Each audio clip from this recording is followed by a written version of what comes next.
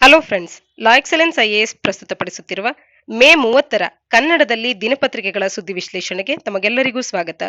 ಇಂದಿನ ಮೊದಲ article, Kuki Zomi women seek president's rule in Manipur ಅಂತ ಹೇಳಿ. ಮಣಿಪುರದಲ್ಲಿ ಮೈಥೇಯಿ ಒಂದು ಕಮ್ಯುನಿಟಿಗೆ ರಿಸರ್ವೇಶನ್ ಅನ್ನ ಅಂದ್ರೆ ST ಅಂತ ಹೇಳಿ ಶೆಡ್ಯೂಲ್ಡ್ ಟ್ರೈಬ್ ಅನ್ನುವಂತ ಒಂದು ಲಿಸ್ಟ್ ನಲ್ಲಿ ಆ ಕಮ್ಯುನಿಟಿಯನ್ನ ಆಡ್ ಮಾಡಬಹುದಾದಂತ ಒಂದು ರೆಕಮೆಂಡೇಶನ್ಸ್ ಗಳನ್ನ ಈ ಹಿಂದಿನ ಒಂದು ಕಮಿಟಿ ಏನ್ ನೀಡಿತ್ತು ಅದನ್ನ ಇಂಪ್ಲಿಮೆಂಟ್ ಮಾಡಿ ಅಂತ ಹೇಳಿ ಅಲ್ಲಿನ ಹೈಕೋರ್ಟ್ ಅನ್ನುವಂಥದ್ದು ಗೈಡ್ಲೈನ್ಸ್ ಗಳನ್ನ ತಿಳಿಸ್ತು. ಈ ತಿಳಿಸಿದಂತ ಹಿನ್ನೆಲೆಯಲ್ಲಿ ಆಗಿನಿಂದಲೂ ಕೂಡ ಇದರ ವಿರುದ್ಧವಾಗಿ ಅಲ್ಲಿ ಸಾಕಷ್ಟು ದಂಗೆ ಅನ್ನುವಂಥದ್ದು ಭುಗಿಲೆದ್ದಿದೆ.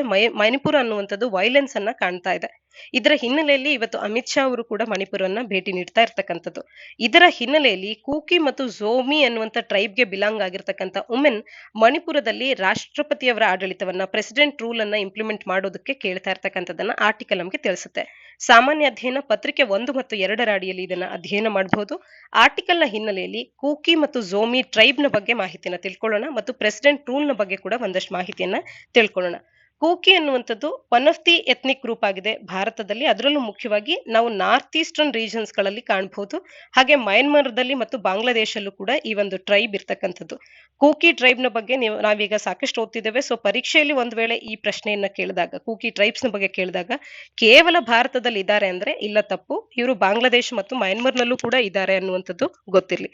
ಮೇನ್ಲಿ ಮಣಿಪುರ್ ಮತ್ತು ಮಿಜೋರಾಂನಲ್ಲಿ ಭಾರತದಲ್ಲಿ ಕಾಣಬಹುದು. ಮಯನ್ಮಾರಿನ ಚಿನ್ ಸ್ಟೇಟ್ ನಲ್ಲಿ ಮತ್ತು ಬಾಂಗ್ಲಾದೇಶದ ಚಿತ್ತಗಾಂಗ್ ಹಿಲ್ ಟ್ರ್ಯಾಕ್ ನಲ್ಲಿ ಇವರನ್ನ ಕಾಣಬಹುದಾಗುತ್ತೆ.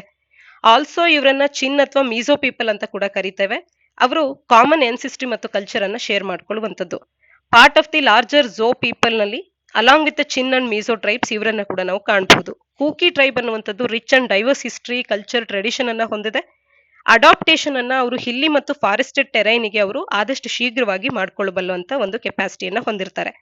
ಅವರು different dialects of Chin, Kuki, Mizo language ಫ್ಯಾಮಿಲಿಯ ಡಿಫ್ರೆಂಟ್ ಡೈಲೆಕ್ಟ್ಸ್ ಗಳನ್ನ ಅವರು ಮಾತನಾಡ್ತಾರೆ.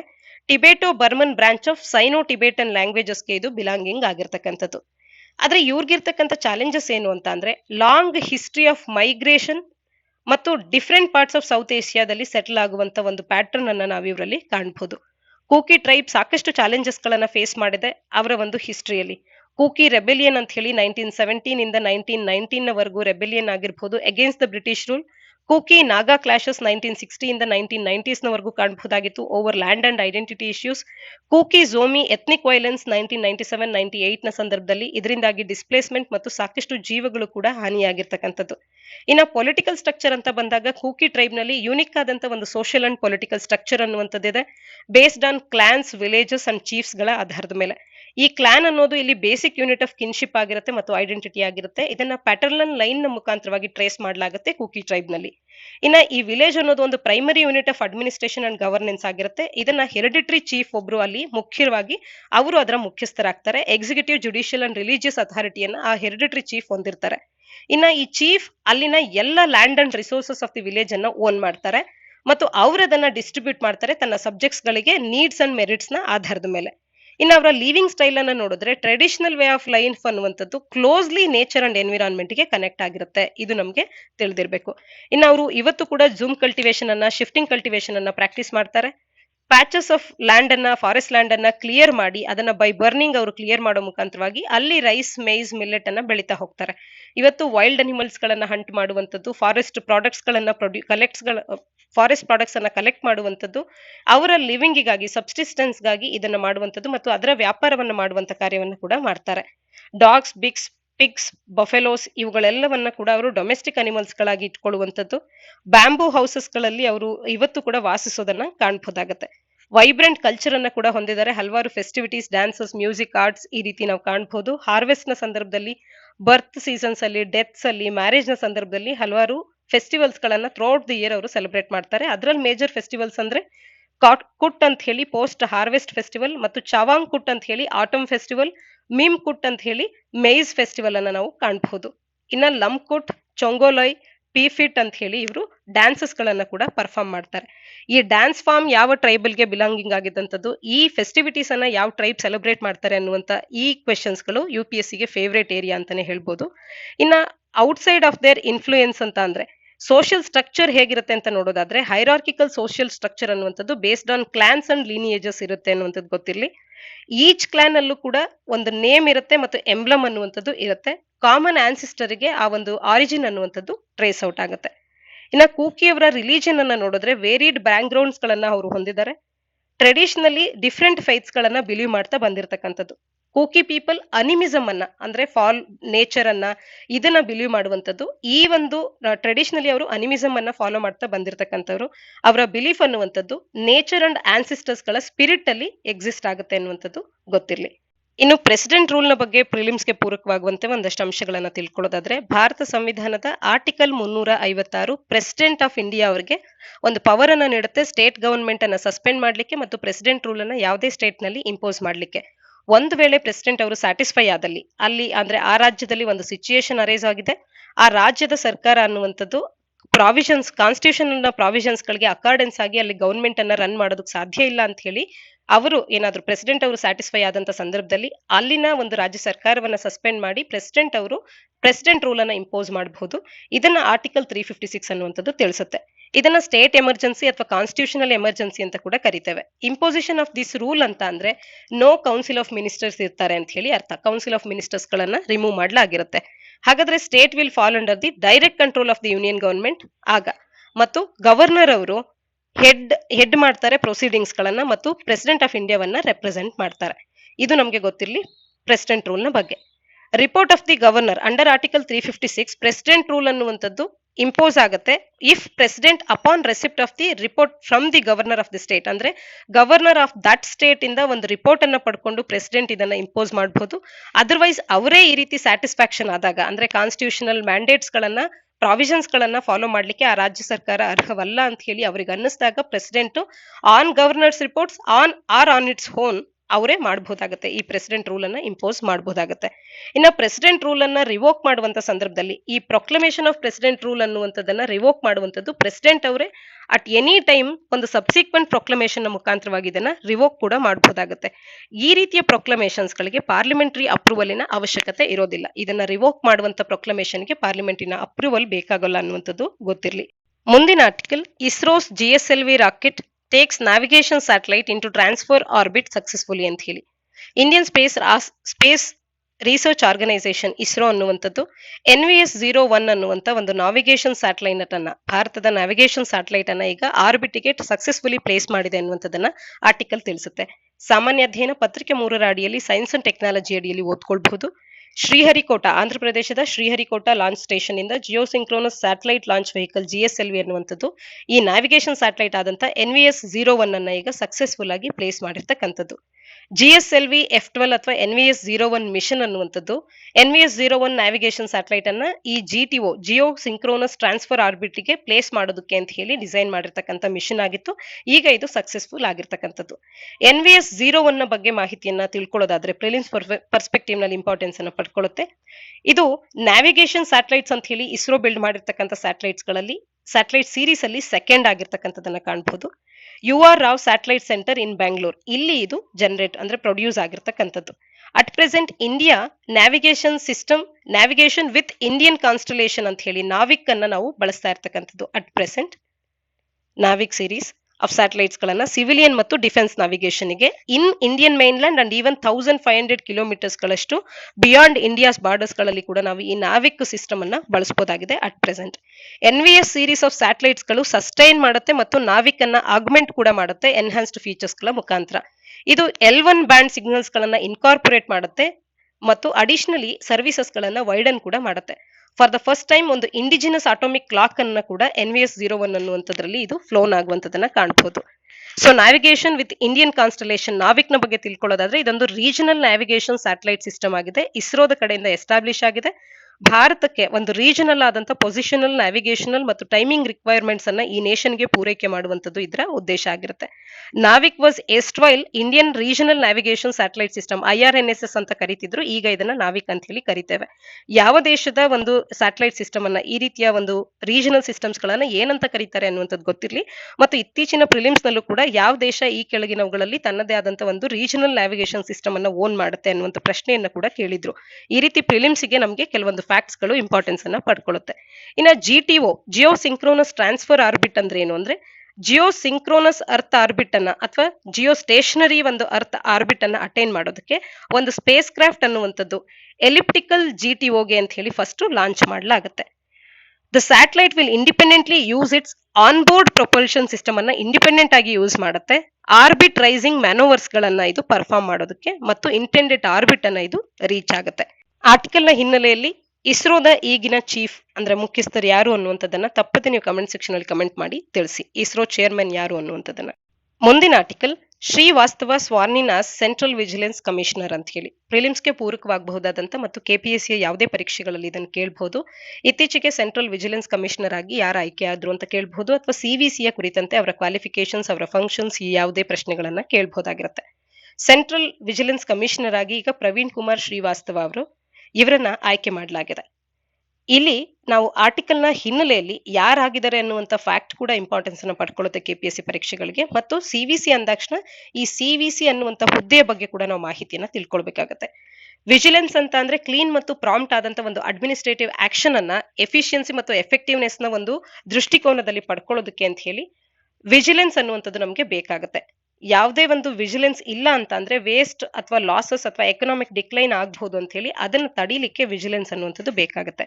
ಚೀಫ್ ವಿಜಿಲೆನ್ಸ್ ಕಮಿಷನರ್ ಅನ್ನುವಂತ ಆಫೀಸ್ ಅನ್ನ ಫೆಬ್ರವರಿ 1964 ನಲ್ಲಿ committee on prevention of corruption ಅನ್ನುವಂತ ಒಂದು ಕಮಿಟಿಯ ರೆಕಮೆಂಡೇಶನ್ಸ್ ಗಳ ಆಧಾರದ ಮೇಲೆ ಸಂತಾನಂ ಕಮಿಟಿ ಈ ಕಮಿಟಿಯ ಒಂದು ಮುಖ್ಯಸ್ಥರಾಗಿದ್ರು. ಸಂತಾನಂ ಅನ್ನುವಂಥವ್ರು ಪ್ರಿವೆನ್ಷನ್ ಆಫ್ ಕರಪ್ಷನ್ ಕುರಿತಂತೆ ಕಮಿಟಿ ಇತ್ತು, ಅದರ ಮುಖ್ಯಸ್ಥರಾಗಿ ಸಂತಾನಂ ಅವರಿದ್ರು. ಆ ಸಂತಾನಂ ಕಮಿಟಿಯ ರೆಕಮೆಂಡೇಶನ್ಸ್ ಗಳ ಆಧಾರದ ಮೇಲೆ ಸಿವಿಸಿ ಒಂದು ಪೋಸ್ಟ್ ಅನ್ನ ಸೆಟಪ್ ಮಾಡಲಾಯಿತು.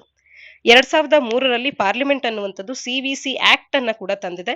ಹಾಗಾಗಿ ಈ ಆಕ್ಟ್ ನ ಅಡಿಯಲ್ಲಿ ಈಗ ಈ ಹುದ್ದೆ ಇರೋದ್ರಿಂದ ಇದಕ್ಕೆ ಒಂದು ಸ್ಟ್ಯಾಟ್ಯುಟರಿ ಸ್ಟೇಟಸ್ ಅನ್ನ ಕೂಡ ನೀಡಲಾಗುತ್ತೆ. Because it comes on a statute basis. ಹಾಗಾಗಿ ಒಂದು ಸ್ಟ್ಯಾಟ್ಯುಟರಿ ಸ್ಟೇಟಸ್ ಅನ್ನ ಕೂಡ ನೀಡಲಾಗಿದೆ. ಸಿವಿಸಿಯನ್ನ ಯಾವುದೇ ಮಿನಿಸ್ಟ್ರಿ ಅಥವಾ ಡಿಪಾರ್ಟ್ಮೆಂಟ್ ಕಂಟ್ರೋಲ್ ಮಾಡಲ್ಲ. ಇದೊಂದು ಇಂಡಿಪೆಂಡೆಂಟ್ ಬಾಡಿ ಆಗಿರುತ್ತೆ ಮತ್ತು ಇದು ಪಾರ್ಲಿಮೆಂಟ್ಗೆ ರೆಸ್ಪಾನ್ಸಿಬಲ್ ಆಗಿರುತ್ತೆ. ಇದರ ಮುಖ್ಯ ಉದ್ದೇಶ ಏನು ಅಂತ ಅಂದ್ರೆ ಕರಪ್ಷನ್ ಅಥವಾ ಮಿಸ್ಯೂಸ್ ಆಫ್ ಆಫೀಸ್ ಅನ್ನುವಂಥದ್ದು ಆಗಿದೆ ಅನ್ನುವಂತ ಯಾವುದೇ ರೀತಿಯ ಕರಪ್ಷನ್ ಕಂಪ್ಲೇಂಟ್ಸ್ ಗಳನ್ನ ರಿಸೀವ್ ಮಾಡ್ಕೊಳ್ಳುತ್ತೆ, ಅಪ್ರೋಪ್ರಿಯೇಟ್ ಆಕ್ಷನ್ ಅನ್ನ ರೆಕಮೆಂಡ್ ಮಾಡುತ್ತೆ. ಇದು ಒಂದು ಇನ್ವೆಸ್ಟಿಗೇಟಿವ್ ಏಜೆನ್ಸಿ ಏನಲ್ಲ. ಇದರ ಒಂದು ಆನ್ಯುಯಲ್ ರಿಪೋರ್ಟ್ ಅನ್ನ ಡೀಟೇಲ್ಸ್ ಆಫ್ ದಿ ವರ್ಕ್ ಏನ್ ಕಮಿಷನ್ ಮಾಡಿದೆ ಇಡೀ ವರ್ಷ ಅನ್ನುವಂಥದ್ದನ್ನ ಸಿಸ್ಟಮಿಕ್ ಫೇಲ್ಯೂರ್ಸ್ ಗಳನ್ನ ಪಾಯಿಂಟ್ ಔಟ್ ಮಾಡ್ತಾ ಇದು ರಿಪೋರ್ಟ್ ಅನ್ನ ತಿಳಿಸುತ್ತೆ. ಇಂಪ್ರೂವ್ಮೆಂಟ್ ಅಂಡ್ ಪ್ರಿವೆಂಟಿವ್ ಮೆಷರ್ಸ್ ಗಳನ್ನ ಕೂಡ ಇಲ್ಲಿ ಸಜೆಸ್ಟ್ ಮಾಡಲಾಗುವಂಥದ್ದು.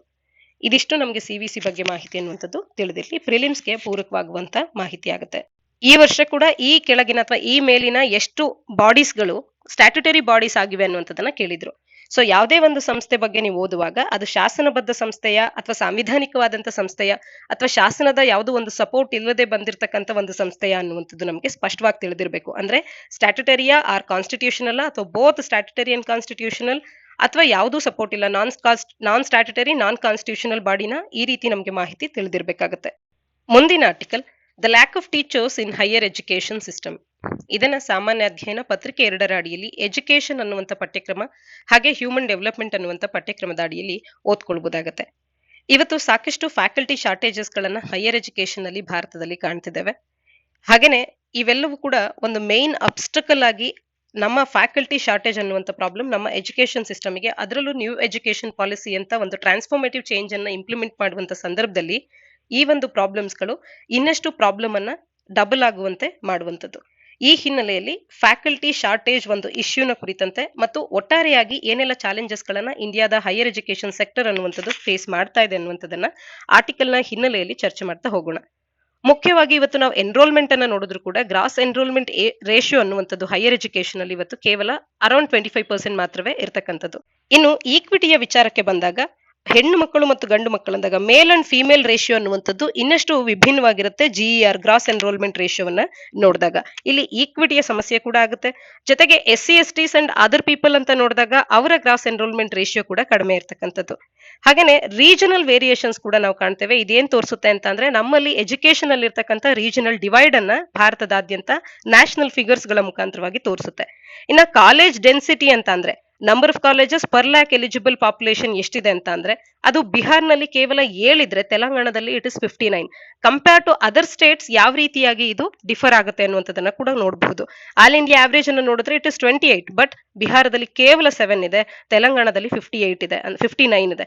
ಅಂದ್ರೆ number of colleges per lakh eligible population ಕೂಡ ಡಿಫರ್ ಆಗುತ್ತೆ. ಇದು ನಮ್ಗೆ ಏನ್ ತೋರಿಸುತ್ತೆ ಅಂತಂದ್ರೆ ರೀಜನಲ್ ವೇರಿಯೇಷನ್ ಎಷ್ಟರ ಮಟ್ಟಿಗಿದೆ, ರೀಜನಲ್ ಡಿಸ್ಪ್ಯಾರಿಟಿ ಎಷ್ಟರ ಮಟ್ಟಿಗಿದೆ ಹೈಯರ್ ಎಜುಕೇಶನ್ ಅಲ್ಲಿ ಅನ್ನುವಂಥದ್ದನ್ನ ತೋರಿಸುತ್ತೆ. ಇನ್ನು ಕ್ವಾಲಿಟಿ ಆಫ್ ಹೈಯರ್ ಎಜುಕೇಶನ್ ಅಂತ ಬಂದಾಗ ಅದರಲ್ಲಿ ರಾಟ್ ಲರ್ನಿಂಗ್ ಪ್ರೋಸೆಸ್ ಇನ್ನೂ ಕೂಡ ಮುಂದುವರಿತಾ ಇರತಕ್ಕಂಥದ್ದು, ಲ್ಯಾಕ್ ಆಫ್ ಎಂಪ್ಲಾಯಬಿಲಿಟಿ ಅಂದ್ರೆ ಒಂದು ವಿದ್ಯೆಯನ್ನು ಕಲಿತ ನಂತರವೂ ಕೆಲಸ ಸಿಗುತ್ತೆ ಅನ್ನುವಂಥದ್ದು ಇಲ್ಲಿ ಸಮಸ್ಯೆ ಆಗ್ತಾ ಇದೆ. ಸ್ಕಿಲ್ ಡೆವಲಪ್ಮೆಂಟ್ ಗೆ ಮಹತ್ವವನ್ನು ನೀಡ್ತಾ ಇರದೇ ಇರತಕ್ಕಂಥದ್ದು, ಕ್ವಾಲಿಟಿ ಆಫ್ ಎಜುಕೇಶನ್ ಲೋ ಇರತಕ್ಕಂಥದ್ದು ಮುಖ್ಯವಾದ ಸಮಸ್ಯೆ ಆಗ್ತಿದೆ. ಇನ್ಫ್ರಾಸ್ಟ್ರಕ್ಚರ್, ಪುವರ್ ಇನ್ಫ್ರಾಸ್ಟ್ರಕ್ಚರ್ ಮತ್ತೊಂದು ಹೈಯರ್ ಚಾಲೆಂಜ್ ಆಗುತ್ತೆ ನಮ್ಮ ಎಜುಕೇಶನ್ ಸಿಸ್ಟಮ್ ನಲ್ಲಿ. ಮತ್ತು ಫ್ಯಾಕಲ್ಟಿ ಶಾರ್ಟೇಜ್ ಆಗಿರಬಹುದು ಮತ್ತು ಇರುವಂತ ಫ್ಯಾಕಲ್ಟಿಯ ಇನೆಬಿಲಿಟಿ ಆಗಬಹುದು ನಮ್ಮ ಎಜುಕೇಶನ್ ಸಿಸ್ಟಮ್ ಅನ್ನ ಮಕ್ಕಳನ್ನ ಅಟ್ರಾಕ್ಟ್ ಮಾಡುವಂತೆ ಪಾಠ ಮಾಡುವಂತದ್ದು, ವೆಲ್ ಕ್ವಾಲಿಫೈಡ್ ಟೀಚರ್ಸ್ ನ ಕೊರತೆ ಇರತಕ್ಕಂಥದ್ದು ಮತ್ತು ಕ್ವಾಲಿಟಿ ಎಜುಕೇಶನ್ ಅನ್ನ ಮಕ್ಕಳಿಗೆ ನೀಡುವಲ್ಲಿ ಈ ಟೀಚರ್ಸ್ ಗಳು ಎಷ್ಟರ ಮಟ್ಟಿಗೆ ಎಜುಕೇಟೆಡ್ ಆಗಿದ್ದಾರೆ ಅನ್ನುವಂಥದ್ದು ಇಲ್ಲಿ ಮತ್ತೆ ಪ್ರಶ್ನಾರ್ಥಕವಾಗುವಂಥದ್ದು. The the pupil to teacher ratio ಅನ್ನುವಂಥದ್ದು ನಮ್ಮ ಕಂಟ್ರಿಯಲ್ಲಿ 30 ಇಂದ 1ಗೆ ಸ್ಟೇಬಲ್ ಆಗಿರೋದನ್ನ ಕಾಣಬಹುದಾಗಿದೆ. ಹವೆವರ್ ಎಷ್ಟರ ಮಟ್ಟಿಗೆ ಇಂಪ್ರೂವ್ ಆಗಬೇಕು ಅಂತ ಅಂದ್ರೆ USA ನಲ್ಲಿ 12.5:1 ಅಂದ್ರೆ 12.5 ಮಕ್ಕಳಿಗೆ ಒಬ್ಬರ ಶಿಕ್ಷಕರು ಇರ್ತಾರೆ. ಅಂದ್ರೆ 12.5 ಹೈಯರ್ ಎಜುಕೇಶನ್ ವಿದ್ಯಾರ್ಥಿಗಳಿಗೆ ಒಬ್ಬ ಪ್ರೊಫೆಸರ್ ಅಥವಾ ಅಸಿಸ್ಟೆಂಟ್ ಪ್ರೊಫೆಸರ್ ನ ರೀತಿಯಲ್ಲಿ ಇರ್ತಾರೆ. ಇನ್ನು ಚೈನಾದಲ್ಲಿ ಇದು 19.5:1, ಬ್ರೆಜಿಲ್ ನಲ್ಲಿ ಇದು 19:1, ವೆರಾಸ್ ಇಂಡಿಯಾದಲ್ಲಿ ಇದು 30:1ಗೆ ಸ್ಟೇಬಲ್ ಆಗಿರ್ತಕ್ಕಂಥದ್ದು, ಸ್ಟಾಗ್ನೆಂಟ್ ಆಗಿರ್ತಕ್ಕಂಥದ್ದು. ಇನ್ನ ಔಟ್ಡೇಟೆಡ್ ಕರಿಕ್ಯುಲಮ್ ಆಗಬಹುದು ಮತ್ತು ಅಕ್ರೆಡಿಟೇಷನ್ ಅಂತ ಬಂದಾಗ್ಲೂ ಕೂಡ ನ್ಯಾಕಿನ ಅಕ್ರೆಡಿಟೇಷನ್ ಅಲ್ಲಿ not even 25% of total higher education institutions in the current country ಇವತ್ತು ಅಕ್ರೆಡಿಟೇಷನ್ ಅನ್ನ ಪಡ್ಕೊಂಡಿಲ್ಲದೆ ಇರ್ತಕ್ಕಂಥದ್ದು. ಅಂದ್ರೆ ಸರಿಯಾದ ರೀತಿಯಲ್ಲಿ ಇದು ಕೂಡ ನಮಗೆ ದೊರೀತಾ ಇಲ್ಲ, ಅಕ್ರೆಡಿಟೇಷನ್ ಪ್ರೋಸೆಸ್ ಕೂಡ ನಡೀದೇ ಇರ್ತಕ್ಕಂಥದ್ದು. ರೆಗ್ಯುಲೇಟರಿ ಇಶ್ಯೂಸ್ ಗಳನ್ನ ಕೂಡ ನಾವು ಇವತ್ತು ಕಾಣಬಹುದಾಗಿದೆ ಈ ಹೈಯರ್ ಎಜುಕೇಶನ್ ಅಲ್ಲಿ. ಇದಕ್ಕಾಗಿ ಸರ್ಕಾರ ಹಲವಾರು ಮೆಜರ್ಸ್ ಗಳನ್ನ ತಗೊಳ್ತಾ ಇದೆ. ಆದ್ರೆ ಈ ರೀತಿಯ ಟೀಚರ್ಸ್ ಗಳ ಕೊರತೆಗಾಗಿ ಏನ್ ಅಡ್ರೆಸ್ ಮಾಡೋದಕ್ಕೆ ಸರ್ಕಾರ ಪ್ರಯತ್ನ ಮಾಡ್ತಿದೆ ಅನ್ನುವಂಥದ್ದನ್ನ ಮೊದಲಿಗೆ ನೋಡೋಣ. ಇವತ್ತು ನಾವು all India survey of higher education ಅನ್ನುವಂತ ಒಂದು ಆನ್ಯುಯಲ್ ಸರ್ವೆಯನ್ನ ಮಾಡ್ತೇವೆ. ಈ ಐಶ್ ನ ಯಾರು ನಡೆಸ್ತಾರೆ ಅನ್ನುವಂಥದ್ದನ್ನ ತಪ್ಪದೆ ನೀವು ಆರ್ಟಿಕಲ್ ನ ಹಿನ್ನೆಲೆಯಲ್ಲಿ ಕಮೆಂಟ್ ಸೆಕ್ಷನ್ ಅಲ್ಲಿ ಕಮೆಂಟ್ ಮಾಡಿ ತಿಳಿಸಿ. All India survey of higher education ಅನ್ನುವಂಥದ್ದು ಒಂದು ವಾಲಂಟರಿ ಪ್ರೋಸೆಸ್ ಆಗಿರುತ್ತೆ ವೇರಿಯಸ್ ಇನ್ಸ್ಟಿಟ್ಯೂಷನ್ಸ್ ಗಳಿಗೆ. ಇದರಲ್ಲಿ ನಮಗೆ ಡೇಟಾ ಸಿಗುತ್ತೆ ಎಷ್ಟರ ಮಟ್ಟಿಗೆ ಫ್ಯಾಕಲ್ಟೀಸ್ ಇದ್ದಾರೆ, sufficient number of faculty members ಇದಾರೋ ಇಲ್ವೋ ಅನ್ನುವಂಥದ್ದನ್ನ ನಮಗೆ ತೋರಿಸುತ್ತೆ. ಆದ್ರೆ ಒಂದು ವೇಳೆ ಈ ಸಫಿಶಿಯಂಟ್ ನಂಬರ್ ಇಲ್ಲ ಅಂತ ಅಂದ್ರೆ ಅದು ಕಂಟ್ರಿಯ ಗ್ರೋತ್ ಅನ್ನ ಅಂಡರ್ಮೈನ್ ಮಾಡುತ್ತೆ, ನಾಲೆಡ್ಜ್ ಸೆಕ್ಟರಿನ ಒಂದು ಪೊಟೆನ್ಶಿಯಲ್ ಅನ್ನ ಇದು ಅಂಡರ್ಮೈನ್ ಮಾಡುತ್ತೆ.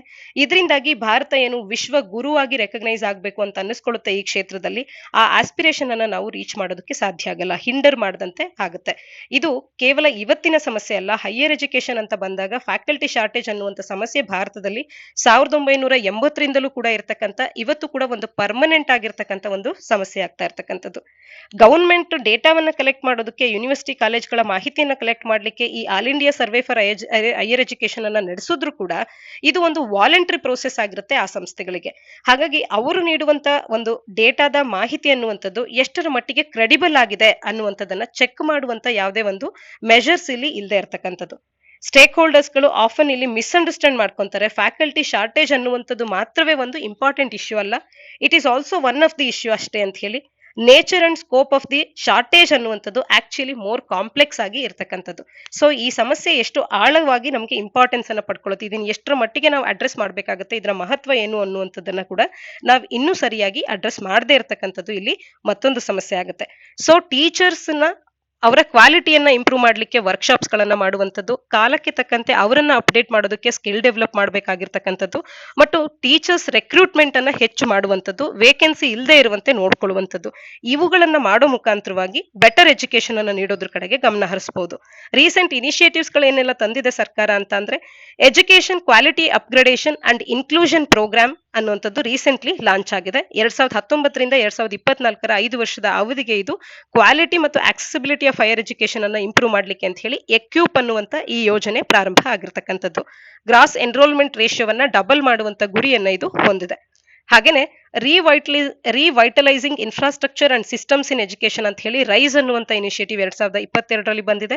ಯುಜಿಸಿಸ್ learning outcome based curriculum framework LOCF ಅಂತ ಹೇಳಿ ಈ ಗೈಡ್ಲೈನ್ಸ್ ಗಳನ್ನ 2018ರಲ್ಲಿ ಯುಜಿಸಿ ಇಶ್ಯೂ ಮಾಡಿರ್ತಕ್ಕಂಥದ್ದು.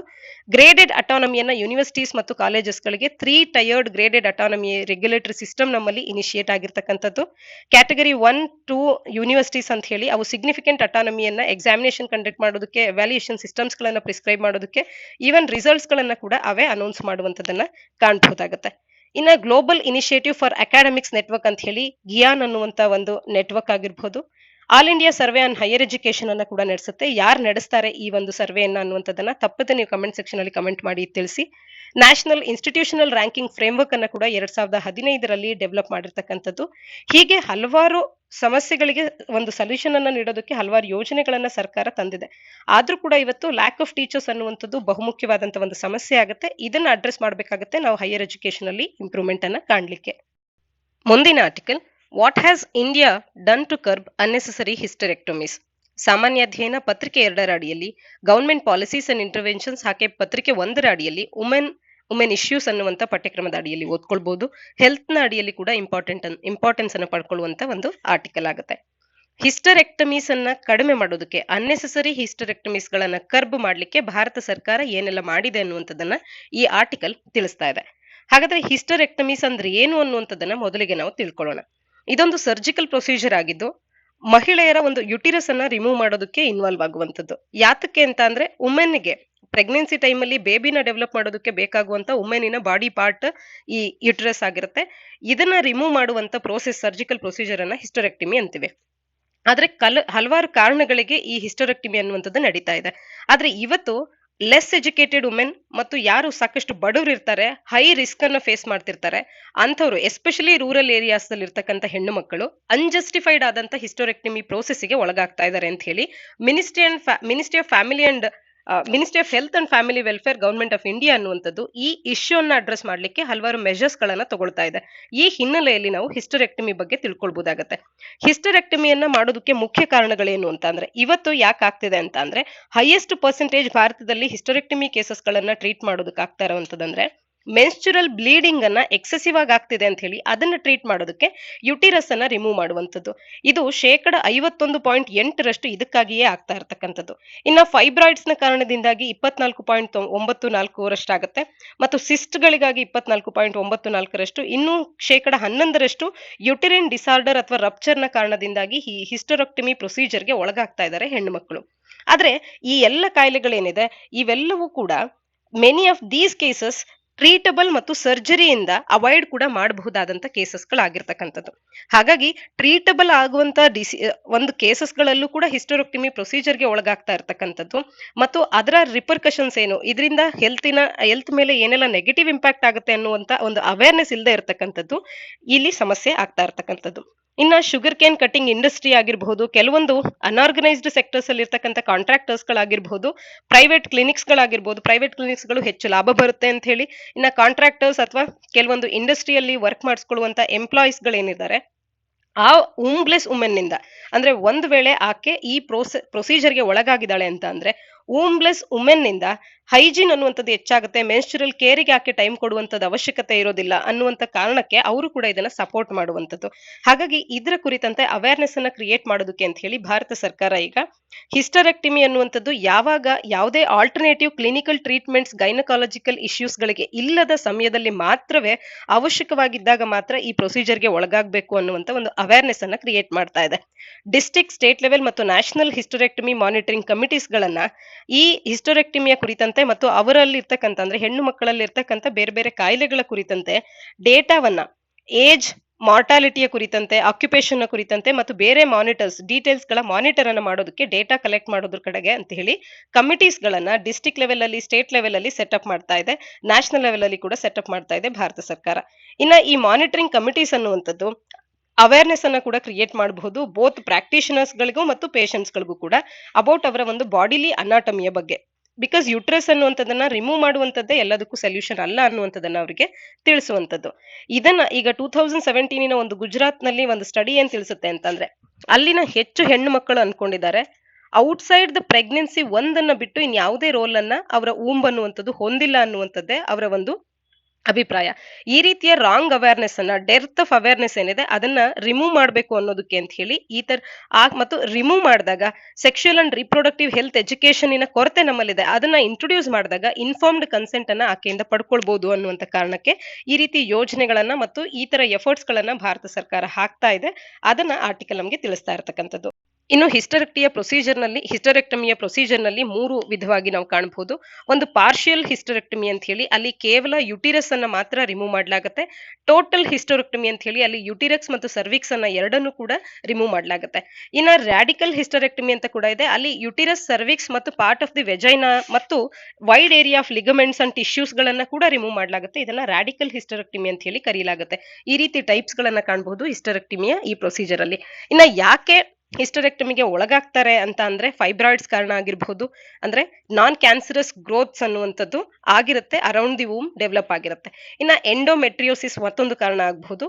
Tissue which is similar to the lining of the uterus ಅನ್ನುವಂಥದ್ದು ಏನಿರುತ್ತೆ ಅದು ಯುಟ್ರಸ್ಸಿನ ಹೊರಗಡೆ ಕೂಡ ಗ್ರೋತ್ ಆಗುವಂತ ಒಂದು ಡಿಸೀಸ್ ಈ ಎಂಡೋಮೆಟ್ರಿಯೋಸಿಸ್ ಅನ್ನುವಂಥದ್ದು. ಇನ್ನ ಮೆನ್ಸುರೇಷನ್ ಟೈಮ್ ನಲ್ಲಿ ಅಬ್ನಾರ್ಮಲ್ ಬ್ಲೀಡಿಂಗ್ ಆಗುವಂಥದ್ದು, ಪೆಲ್ವಿಕ್ ಇನ್ಫ್ಲಮೇಟರಿ ಡಿಸೀಸಸ್ ಆಗಿರಬಹುದು.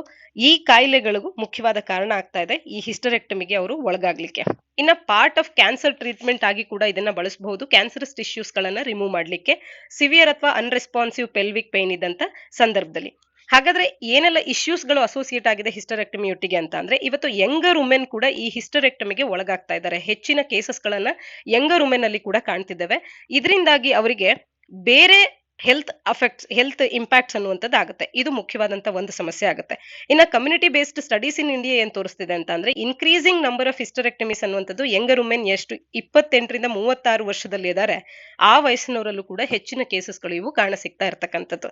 ಹಿಸ್ಟರೆಕ್ಟಮೀಸ್ ಗಳನ್ನ typically pre menopausal women aged 45 and above ನಲ್ಲಿ ಇವತ್ತು ಹೆಚ್ಚಿನದಾಗಿ ಕಾಣ್ತಾ ಇದ್ದಾವೆ ಅನ್ನುವಂಥದ್ದನ್ನ ಸುಪ್ರೀಂ ಕೋರ್ಟಿನ ಒಂದು ಜಡ್ಜ್ಮೆಂಟ್ ಅಲ್ಲಿ ಕೂಡ 2023 ಅಲ್ಲಿ Narendra Gupta versus union of India case ನಲ್ಲಿ ತಿಳಿಸಿರ್ತಕ್ಕಂಥದ್ದು. ಅಂದ್ರೆ ಈ ರೀತಿ ಇನ್ಕ್ರೀಸಿಂಗ್ ಕೇಸಸ್ ಏನಿದೆ ಯಂಗರ್ ವುಮೆನ್ ಅಲ್ಲಿ, ಇದು ಒಂದು ರಿಸ್ಕಿಯರ್ ಸೈನ್ ಅಂತ ಹೇಳಿ ಇದೊಂದು ಇಶ್ಯೂ ಆಗ್ತಿದೆ ಅನ್ನುವಂಥದ್ದನ್ನ ಕಾಣಬಹುದಾಗಿದೆ. ಇನ್ನ ನ್ಯಾಷನಲ್ ಫ್ಯಾಮಿಲಿ ಹೆಲ್ತ್ ಸರ್ವೆ 5 ನ ಪ್ರಕಾರ, NFHS 5 ಡೇಟಾನ ಪ್ರಕಾರ 3% of the women aged 15 to 49 ಈ ಒಂದು ಪ್ರೋಸೆಸ್ಗೆ ಒಳಗಾಗ್ತಿದ್ದಾರೆ ಅಂತ ಹೇಳಿ ತೋರಿಸ್ತಾ ಇದೆ. ಇದರಲ್ಲಿ ಹೈಯೆಸ್ಟ್ ಪ್ರಿವಿಲೆನ್ಸ್ ಆಂಧ್ರ ಪ್ರದೇಶ್ ಮತ್ತು ತೆಲಂಗಾಣ ನಂತರದಲ್ಲಿ 8% ನಷ್ಟು, ಲೋಯೆಸ್ಟ್ ಸಿಕ್ಕಿಂನಲ್ಲಿ 0.8% ಮತ್ತು ಮೇಘಾಲಯದಲ್ಲಿ 0.7% ಕಾಣಬಹುದು 15 to 49 ಏಜ್ ಗ್ರೂಪ್ ನಲ್ಲಿ ಇರುವಂತವರನ್ನ. ಹಾಗೆ ಅನ್ನೆಸೆಸರಿ ಆಗಿ ಕೂಡ ಹಿಸ್ಟರೆಕ್ಟಮಿ ಪ್ರೊಸೀಜರ್ಗೆ ಒಳಗಾಗ್ತಾ ಇರ್ತಕ್ಕಂಥದ್ದು. ಕೆಲವೊಂದು ಟ್ರೀಟಬಲ್ ಕ್ಯೂರಬಲ್ ಡಿಸೀಸಸ್ ಇದ್ದಂತ ಸಂದರ್ಭದಲ್ಲೂ ಕೂಡ ಈ ಪ್ರೋಸೆಸ್ಗೆ ಒಳಗಾಗ್ತಾ ಇರ್ತಕ್ಕಂಥದ್ದು ಮತ್ತೊಂದು ಸಮಸ್ಯೆ ಆಗ್ತಾ ಇರ್ತಕ್ಕಂಥದ್ದು. ಹಾಗಾಗಿ ಈ ಇಶ್ಯೂಸ್ ಗಳನ್ನ ಅಡ್ರೆಸ್ ಮಾಡ್ಲಿಕ್ಕೆ ಅಂತ ಹೇಳಿ ಸುಪ್ರೀಂ ಕೋರ್ಟ್ ಕೂಡ ತನ್ನ ಗೈಡ್ ಲೈನ್ಸ್ ಗಳನ್ನ ನೀಡಿದೆ. ಸುಪ್ರೀಂ ಕೋರ್ಟಿನ ಡೈರೆಕ್ಷನ್ ಅನ್ನ ನೋಡಿದ್ರೆ ರಾಜ್ಯ ಮತ್ತು ಕೇಂದ್ರಾಡಳಿತ ಪ್ರದೇಶಗಳಿಗೆ ಹೆಲ್ತ್ ಗೈಡ್ ಲೈನ್ಸ್ ಗಳು ಏನು ಕೇಂದ್ರದಿಂದ ಫಾರ್ಮುಲೇಟ್ ಆಗಿರುತ್ತೆ ಅದನ್ನ ಅಡಾಪ್ಟ್ ಮಾಡ್ಕೊಳ್ಬೇಕು ಮತ್ತು ಅನ್ನೆಸರಿ ಹಿಸ್ಟರೆಕ್ಟಮಿಸ್ ಗಳನ್ನ ಅವಾಯ್ಡ್ ಮಾಡಬೇಕು, ಮಾನಿಟರ್ ಮಾಡಬೇಕು ಅನ್ನುವಂತ ಒಂದು ಗೈಡ್ ಲೈನ್ಸ್ ಅನ್ನ ಡೈರೆಕ್ಷನ್ ಅನ್ನ ಸುಪ್ರೀಂ ಕೋರ್ಟ್ ಕೂಡ ನೀಡಿದೆ. ಅದು ಕೂಡ ಈ ಗೈಡ್ ಲೈನ್ಸ್ ಗಳನ್ನ ವಿತಿನ್ 3 months ನ ಅವಧಿಯ ಒಳಗಾಗಿಯೇ ಇಂಪ್ಲಿಮೆಂಟ್ ಮಾಡಬೇಕು ಅಂತ ಹೇಳಿ ಸೀರಿಯಸ್ ಆಗಿ ತಿಳಿಸಿರ್ತಕ್ಕಂಥದ್ದು. ಹಾಗೇನೆ ಹೆಲ್ತ್ ಮಿನಿಸ್ಟ್ರಿ ಕೂಡ ಗೈಡ್ ಲೈನ್ಸ್ ಅನ್ನ ಇಶ್ಯೂ ಮಾಡಿದೆ 2022ರಲ್ಲಿ. ಅನ್ನೆಸೆಸರಿ ಹಿಸ್ಟರೆಕ್ಟಮಿಸ್ ಗಳನ್ನ ಪ್ರಿವೆಂಟ್ ಮಾಡುವಂತದ್ದು ಇದರ ಮುಖ್ಯ ಉದ್ದೇಶ ಆಗಿರ್ತಕ್ಕಂಥದ್ದು. ಈಗ ಏನ್ ಮಾಡಿದೆ ಅಂದ್ರೆ ಡಿಸ್ಟ್ರಿಕ್ಟ್ ಲೆವೆಲ್ ನಲ್ಲಿ, ಸ್ಟೇಟ್ ಲೆವೆಲ್ ಅಲ್ಲಿ ಮತ್ತು ಸೆಂಟ್ರಲ್ ಅಲ್ಲಿ, ನ್ಯಾಷನಲ್ ಲೆವೆಲ್ ಅಲ್ಲಿ ಕಮಿಟೀಸ್ ಗಳನ್ನ ಕೂಡ ಫಾರ್ಮ್ ಮಾಡಿದೆ ಅವೇರ್ನೆಸ್ ಅನ್ನ ಕ್ರಿಯೇಟ್ ಮಾಡ್ಲಿಕ್ಕೆ ಮತ್ತು ವುಮೆನ್ ರಿಲೇಟೆಡ್ ಡೇಟಾವನ್ನ ಕಲೆಕ್ಟ್ ಮಾಡಿ ಅದರ ಆಧಾರದ ಮೇಲೆ ಇವರಿಗೆ ಮಾಹಿತಿಯನ್ನ ನೀಡೋದಕ್ಕೆ ಅಂತ ಹೇಳಿ. ಇದಿಷ್ಟು ಇಂದಿನ ಸುದ್ದಿ ವಿಶ್ಲೇಷಣೆಯಾಗಿದೆ. ನಾಳಿನ ಸುದ್ದಿ ವಿಶ್ಲೇಷಣೆಯೊಂದಿಗೆ ಮತ್ತೆ ಸಿಗೋಣ. ಧನ್ಯವಾದ.